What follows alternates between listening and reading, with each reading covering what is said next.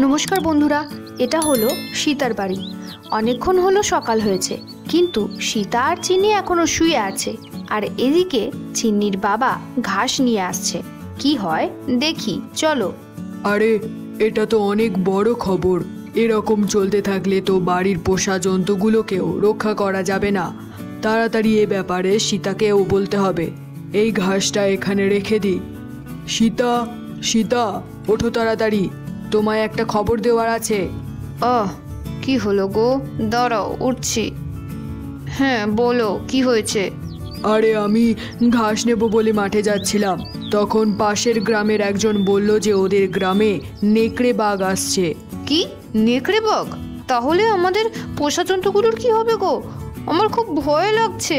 এটা ভয় পাওয়ার সময় নয়, সাবধানে মনে সাহস রেখে থাকতে হবে। তাছাড়া আমাদের গ্রামে এখনো কোনো নেকড়ে বাঘ আসেনি, কিন্তু সীতা, তাও আমাদের সাবধানে থাকতে হবে। হ্যাঁ গো, আমি এই খবরটা গীতাকেও বলে আসি। গীতাকেও সাবধানে থাকতে বলতে হবে। আর রাজাও গ্রামে নেই, একটা ছোট বাচ্চাকে নিয়েও থাকে তো। বা সীতা, খুব ভালো কথা বলেছ। যাও, গিয়ে গীতাকে সাবধান করে এসো। হ্যাঁ গো, আমি এক্ষুনি যাচ্ছি। চিন্নিকে নিয়ে যাই। চিন্নি, চিন্নি, তাড়াতাড়ি ওঠো মা, ওঠো। কি হয়েছে মা? এত সকালে কেন ডাকছো? আজ তো আমার স্কুলও ছুটি। হ্যাঁ চিন্নি, আমাদের গীতা কাকিমার বাড়ি যেতে হবে। গীতা কাকিমার বাড়ি? কেন মা? চলো চলো চিন্নি, যেতে যেতে বলবো। এখন চলো, গীতা কাকিমার বাড়ি যেতে হবে। সীতা চিন্নিকে নিয়ে গীতার বাড়ি যায়। আর এদিকে গীতার বাড়িতে গীতা জুন্নুকে নিয়ে বিছানায় বসে আছে আর মুন্নি খেলা করছে। মুন্নি, আস্তে চালাও তোমার গাড়িটা, তাহলে তো নিচে পড়ে যাবে। না কাকিমা, আমি ভালোভাবেই গাড়ি চালাচ্ছি, দেখো। হ্যাঁ মুন্নি, তুমি খুব ভালো চালাচ্ছ। আরে সীতা দিদি, সীতা দিদি আসছে দেখো। গীতা, কোথায় তুমি? হ্যাঁ দিদি, এসো, আমি এখানে, এসো বসো। মুন্নি, তুমি এখানে আছো? আরে বাহ, এই গাড়িটা তো খুব ভালো। কার গো এটা? এমনি, এটা আমার মা আমাকে দিয়েছে। তুমিও বসতে পারো, এ নাও বসো। হ্যাঁ, থ্যাংক ইউ মুন্নি। কি বলছো দিদি? তুমি সত্যি বলছো তো? এইভাবে আমাদের গ্রামে নেকড়ে বাঘ চলে এলে আমাদের আর পোষা জন্তুগুলোর কি হবে? আমরা তো খুব বিপদে পড়ে যাব। খুব ভয় লাগছে আমার। হ্যাঁ গীতা, সেই জন্য তো আমাদের সাবধানে থাকতে হবে। তুমি ভয় পেও না, আমরা সবাই আছি তো, ভয় পেও না এত। আচ্ছা দিদি, কিন্তু বাড়িতে কাঠ শেষ হয়ে গেছে, আমরা কি এখন কাঠ আনতে যেতে পারবো? কি, গ্রামে নেকড়ে এসেছে নাকি? মাকে এই কথাটা বলতে হবে, যাই তাড়াতাড়ি। হ্যাঁ গীতা, চলো আমরা মাঠ দিয়ে যাব, ওদিকে কাঠ পেয়ে যাব, আর ঘাসও পাওয়া যায়। হ্যাঁ দিদি, ঠিক আছে, চলো যাই। সীতা, গীতা, চিন্নি মাঠের কাছে যায়। চিন্নি মা, আমরা মাঠের কাছে চলে এসেছি। গীতা, তুমিও চলে এসো। চিন্নি, এখানে কোনো বদমাশি করবে না কিন্তু, তুমি তো জানো যে নেকড়ে বাঘ আসছে। হ্যাঁ দিদি, আমিও আসছি, দাঁড়াও। গীতা, এবার আমরা গিয়ে কাঠ জোগাড় করব। বা দিদি, তোমাদের মাঠটা তো খুব ভালো, কিন্তু দিদি জুন্নুকে কোথায় রাখি বলো তো? এক কাজ করি, এখানে দোলনা বানিয়ে শুয়ে দিই, তাছাড়া দোলনায়ও শুয়েও থাকবে আর কাঁদবেও না, তাই করি। হ্যাঁ গীতা, দোলনা বেঁধে দাও। হ্যাঁ হ্যাঁ, আমি দোলনা বাঁধছি, এবার জুন্নুকে শুয়ে দিই। জুন্নু, তুমি শুয়ে পড়ো বাবা। চিনি, আমরা আসা অবধি তুমি কিন্তু জুন্নুর খেয়াল রাখবে। ঠিক আছে গীতা কাকিমা। চিনি, তুমি জুন্নুকে সাবধানে দেখে রাখবে কিন্তু, জুন্নুকে ছেড়ে কোথাও যাবে না, বুঝেছো? ঠিক আছে মা। আচ্ছা চলো দিদি, আমরা গিয়ে কাঠ জড়ো করি। হ্যাঁ গীতা, চলো। সীতা গীতা দুজনে কাঠের জন্য সামনে এগিয়ে যায়। জুন্নু, ভালো ছেলের মতো শুয়ে থাকো, ঠিক আছে? দিদি দেখো, এখানে অনেক ঘাস আছে, আমি এখানে ঘাস কাটি, তুমি ততক্ষণ শুকনো কাঠ জোগাড় করো। হ্যাঁ গীতা, তাই করি। ওই দেখো, ওখানে আমি অনেক কাঠ দেখতে পেয়ে গেছি, গিয়ে জড়ো করি আগে।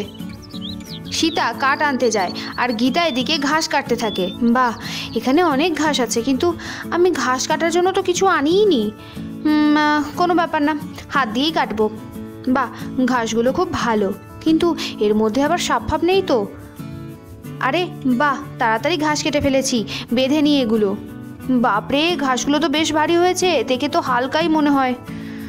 তাড়াতাড়ি বাঁধি। গীতা ঘাস বাঁধছে আর এদিকে সীতা কাঠ জড়ো করছে। আরে বাহ, এদিকে তো অনেক কাঠ আছে। আমাদের মাঠের ধারেই এত কাঠ পাওয়া যায় সেটা তো আগে জানতাম না। জানলে তো কোনোদিন বনে কাঠ আনতে যেতামই না। আচ্ছা, তাড়াতাড়ি জড়ো করি এই কাঠগুলো। সীতা কাঠ জড়ো করছে, এমন সময় নেকড়ে বাঘের আওয়াজ পাওয়া যাচ্ছে। আরে, ওটা তো নেকড়ে বাঘের শব্দ।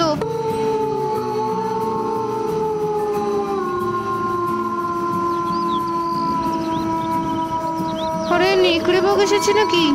তাড়াতাড়ি গিয়ে গীতাকে বলি। গীতা, গীতা, এখানে নেকড়ে বাঘ এসেছে। আমি অনেক কাছ থেকে নেকড়ের আওয়াজ শুনতে পেয়েছি। কি বলছো দিদি? তাহলে তো আমাদের তাড়াতাড়ি বাচ্চাদের কাছে যেতে হবে। সীতা গীতা দুজনে চিন্নি আর জুন্নুকে নিয়ে লোকানোর জায়গা খুঁজতে থাকে। আরে দিদি, ওই দেখো, নেকড়ের আওয়াজ খুব কাছ থেকেই আসছে। আমাদের তাড়াতাড়ি কোনো একটা সুরক্ষিত জায়গায় যেতে হবে, চলো তাড়াতাড়ি। দেখো গীতা, এই গাছটা অনেক উঁচু, এখানে নেকড়ে উঠতে পারবে না। তাড়াতাড়ি এসো, এখানে উঠে বসি। আগে আমি উঠি। চিনি, আমায় শক্ত করে ধরো। গীতা, আমি বসে পড়েছি, এবার তুমিও এসো। দিদি, এই গাছটা তো অনেক উঁচু, জানি না আমি উঠতে পারবো কি না। উঠতে পারবে গীতা, তাড়াতাড়ি এসো, ঠাকুরকে ডাকো।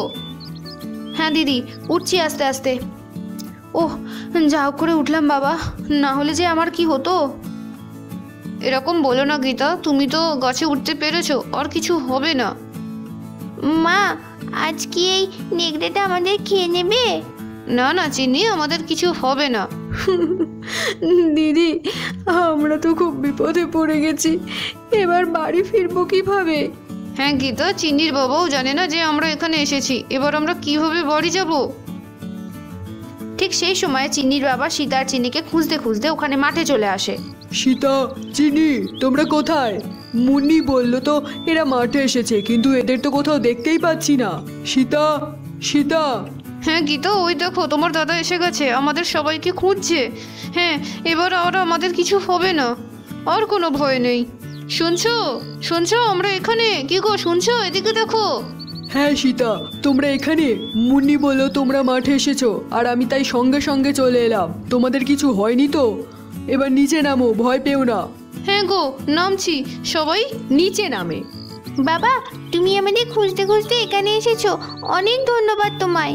হ্যাঁ চিনি, এবার চলো বাড়ি যাব, নেকড়ে চলে গেছে। সবাই বাড়ির দিকে যেতে থাকে। তাহলে বন্ধুরা, এটাই ছিল আমাদের আজকের ভিডিও। ভিডিওটি ভালো লেগে থাকলে অবশ্যই লাইক করে দিও, আর চ্যানেলটা সাবস্ক্রাইব করতে ভুলো না যেন। Thank you for watching.